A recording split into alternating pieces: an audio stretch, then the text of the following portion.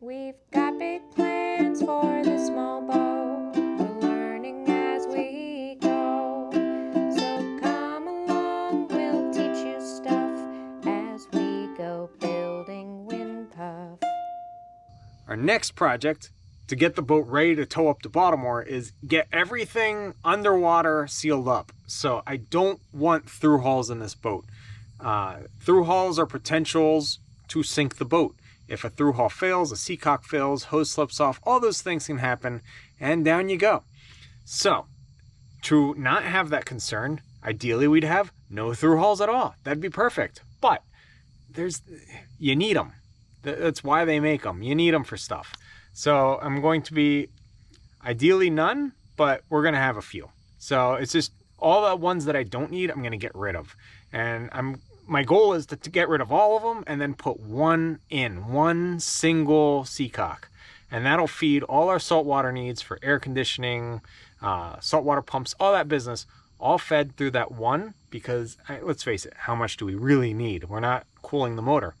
So all the rest get ground off, sealed up, patched up, and then we can launch the boat and take it up to Baltimore to start, stripping out the inside and working on it. And the reason I want to do it in that order is I don't want to be working around a bunch of seacocks that I'm going to take off later, because that way when I'm laying up the new glass inside the hull, when we add some stuff that we're going to be doing in this boat, when I lay the glass, I want to be able to just lay the glass continuously. I don't want to lay it part way and then have to work around this seacock here, and I'll have to work around that seacock. And then afterwards, what are we going to do? Take those seacocks out and patch them. So I'd rather just get them out now, and then when we lay up the new interior glass, we just lay up continuous sheets of interior glass. It'll be stronger, it'll be more uniform, and it'll just be better. So my goal tonight is to just get these through hulls pulled out, and then another night, come back and patch them up and get those sealed up. Ideally during the day. Daylight would be great, but parental duties. I only get the time that I get. So this is what I have, so this is where I am working. On a small stretch of hull, we got this transducer type thing. One seacock, two seacocks, the third one over there. There's seacocks all over the place on this boat. It's a tiny boat and it has so many through hulls. Now on Wisdom, we only have two. One for the air conditioner and one for the galley drain. Now, I have ideas to not need a through hull that's below the water for the galley drain on Windpuff. So if all goes well, we'll only have one seacock on the whole boat, or one through hull on the whole boat. My issues are the scuppers for the cockpit drain below the waterline and quite a distance below. Now, there's a reason that the scuppers might need to be that low. And the reason is when the boat heels over, if the cockpit actually goes below the waterline, they actually have to cross to the other side, and then they have to be low enough that when they cross, they can still drain. So that might make it so that we have to keep them low. If that's not the case and they simply put them low just because they felt like it, then we'll be relocating them to above the waterline. So these are all sorts of things that we need to check out, because the last thing we want to do is heel the boat over on our first sail and the cockpit just fill up with water because the scupper just went below water level and started drawing the water in. So these are things that we have to look at and think about before we just start chopping things out. But if I am keeping them, I will still pull them out and put them in anew. That way, everything under the water on this boat will then be of a 2024 vintage.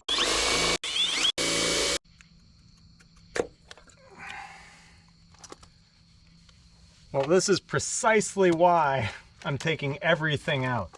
I mean, I don't see any sealant, nothing. Like, this is the gel coat. This is just a piece of plastic stuck to the hull. So I did not expect this to be the level of bad that I was going to come across, but this is really bad.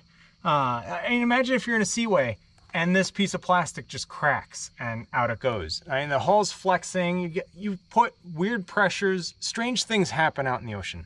So imagine if this thing broke, you have a hole that big in the bottom of your boat. Like, that's bad. And it just popped right out. Like, there was nothing to it.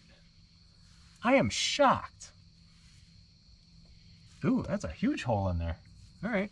Well, anyway, that is the first through hull out. We're gonna keep working and get the rest.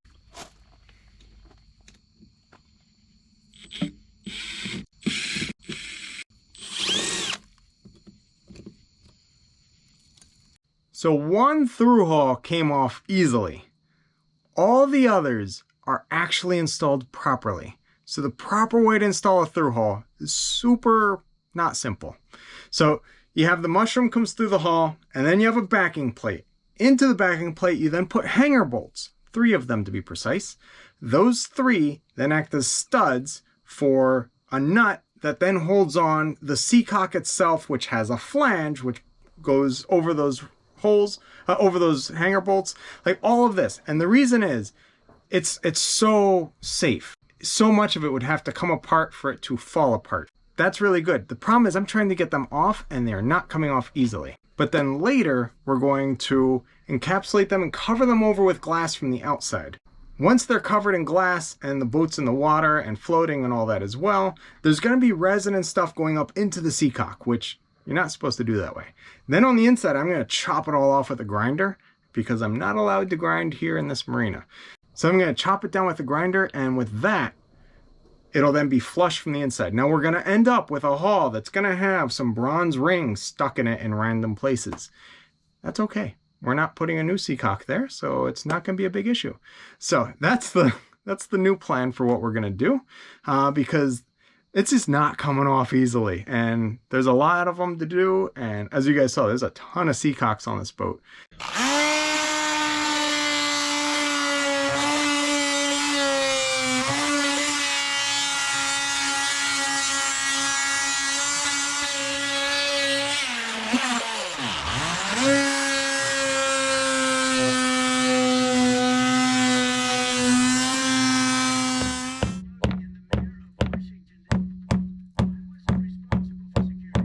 Okay, we got the mushrooms off all the through hulls, but now I don't want to leave it in a way that we're bonding fiberglass to bronze to fiberglass. I want this patch to seal up these holes to be to the fiberglass. So how do I get rid of the bronze ring that makes up the through hull? Well, as a dentist, the answer is really obvious. Drill it out.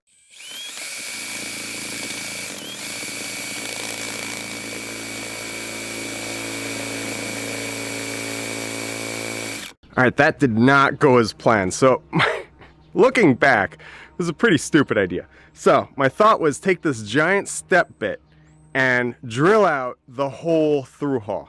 It'll go all the way in, ream out everything until we're down to just bare glass and all the bronze is gone.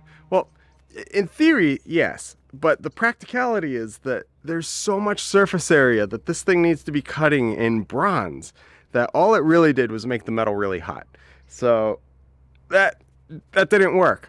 So I did grind down the outside. I chamfered it a little. That way we get some adhesion so that, something happened there, maybe a little, sort of. But for the rest of this, we're just going to leave it as it is.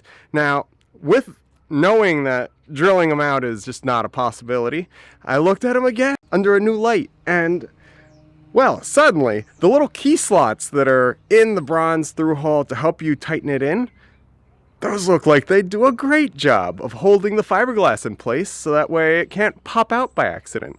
So, yeah, a little change of pace. We're going to switch to just glassing everything now, and we're going to leave all that bronze in place because I'm sure it'll be totally fine.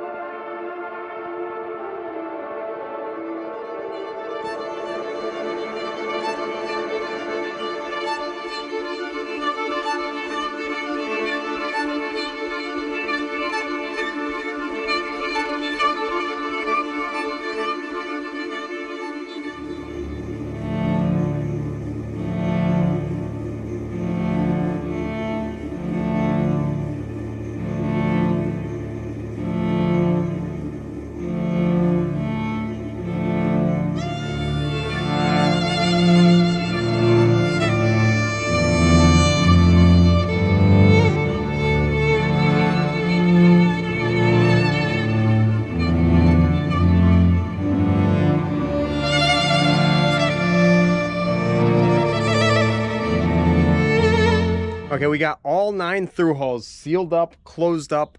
Not pretty though. They are lumpy, they're awful. So what I ended up doing was just wetting a wad of chopped strand mat and stuffing it in there, and then covering over the surface with some more chopped strand mat and then some 1708. Now, the result is lumpy and undulated and depressions and all sorts of nasties that you don't want on the underside of your boat. The bottom of this boat looks like Swiss cheese. Like it's awful. So I'm not going to go too crazy on getting it perfectly faired right now, because once the boat's done, then we're going to be tackling that. But I just want it to be sealed enough that it's not going to leak. So that's it. We got 9 through hulls, literally 9 on a 30-foot boat. So many holes in this boat. Now we have 0. So you avoid sinking by having a pump or methods to get water out of the boat, because as much as you try to keep water out of the boat in the first place, water will find its way in. And once it's inside, you got to get it out. Otherwise, you get too much water in your boat and then down you go. When you're floating, you use things like bilge pumps and stuff like that, but you're on board to monitor it to make sure that everything's working as it should and that the bilge level doesn't get too high. When the boat's on the hard, no one's watching, it's not plugged in, there's nothing charging the batteries. So if water goes coming in and the bilge pump's constantly running, it'll drain down. It might not happen right away, it might take years for it to happen, but eventually you're risking that your boat can sink on land simply because you're relying on an electrical pump to get the water out. The alternative is a really old method called the garboard plug, which on wooden boats, the garboard was the first strake, the first plank that was laid next to the keel. That was called the garboard, and they put a hole in it with a plug. And when the boat comes out of the water, you take the garboard plug out, boat can't sink on land. If water gets into the boat, gets down to the bilge, it's going to come right out of the bilge. And the boat stays high and dry inside. Now, Windpuff doesn't have a garboard plug, so what we did was we picked the lowest through hull on the boat, and we disconnected the hose and left the seacock open. So technically, water could fill up in the bilge up to that level. Once it got to that height, it would start draining out. Now, for safety reasons, because you run the risk that debris could clog that hole and then it, starts filling up anyway, we had a couple open. Now we have nothing. All the seacocks, all the through hulls, everything is now sealed up, so the boat could now technically sink on land. So I need to get a bilge pump set up. I need to get a way to charge this bilge pump set up. And we also need to get this boat back to Baltimore as quickly as we can now. That way we can start working on it, because, oh my, there's so much to do here and so much that I can't wait to get started on. I have so many plans for this boat, and I'm like chomping at the bit to get started. The whole issue is how far the boat is. Getting everything sealed up, getting this boat splashed, and then towing it up to Baltimore is the best way to get all of this rolling. Just get it all cooking, get it happening quickly, and I'm just so excited. So obviously, first things we're going to be doing is gutting everything, stripping the whole boat out. That way we can then build it up from bare bones. But before we get that started, we'll finally get the bulwarks on. I want to get the deck going. And then we're going to put a tent over the whole boat. And then we can do the hard dodger, like everything, all the deck work, get all that set, and then move on to the interior. I'm so excited for this project. I cannot wait. But right now, we gotta get this bilge pump run. That way the boat won't sink and all my dreams don't become more complicated. Because let's face it, we're gonna be gutting all of this out. So if all of this gets waterlogged and damaged and rots out, who cares? We're gonna rip it out anyway. But from a morale standpoint, it's so much easier to take something that's in working order and make it better than it is to take something that's rotting and bring it back to life.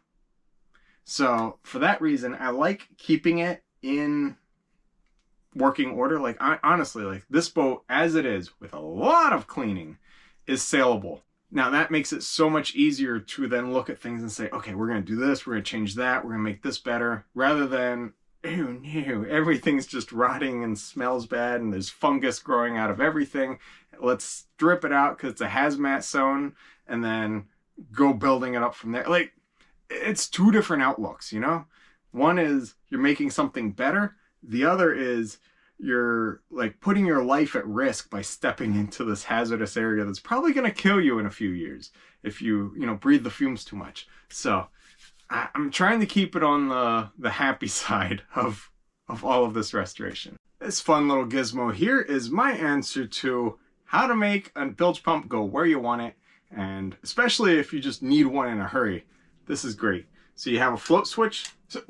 Starting. You have threaded rod, which helps you position it and also hold everything in place. Then at the bottom, you have a float switch and then the actual bilge pump itself attached to it.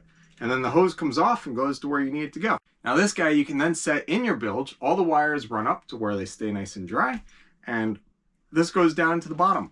And the best part is, if you need to do anything with your bilge pump or your float switch or any of these parts, you grab it up where it's clean and pull it up. I'm also going to get this plumbed up, so we're going to run a hose from outside through the hose pipe on the deck for the anchor chain.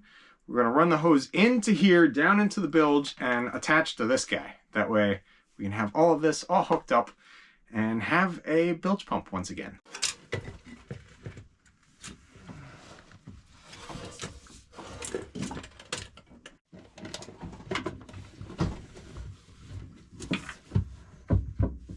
There's the bottom of the bilge. All right, in here is a battery of unknown condition.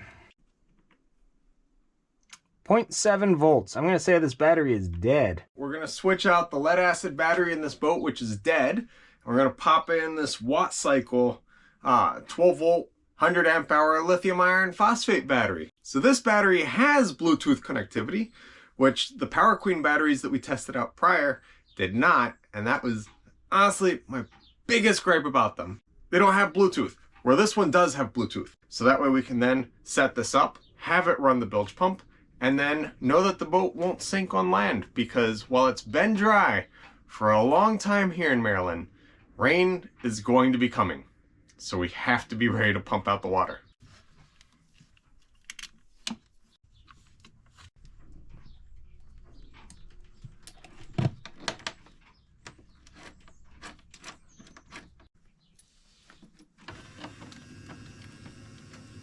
Yeah, well, this battery definitely works because water's shooting on out. As soon as we hooked up the lithium battery, the sucker started pumping and water went out, and now the bilge is dry. So we have a float switch. We have a float switch that turns off as well. That way it doesn't, drain the battery. And everything looks like it should be good. So with that, we are done, ready to head out. And our next step will be paint the bottom and then splash the boat. Thanks for watching this episode of Sailing Wisdom. Don't forget to like the video, share it with your friends, and hit subscribe so you don't miss the next Rigging Doctor episode. And if you're interested in even more Rigging Doctor awesomeness, consider becoming a patron to see all of our extras. I can't wait to see you next time as you join us out here on the high seas.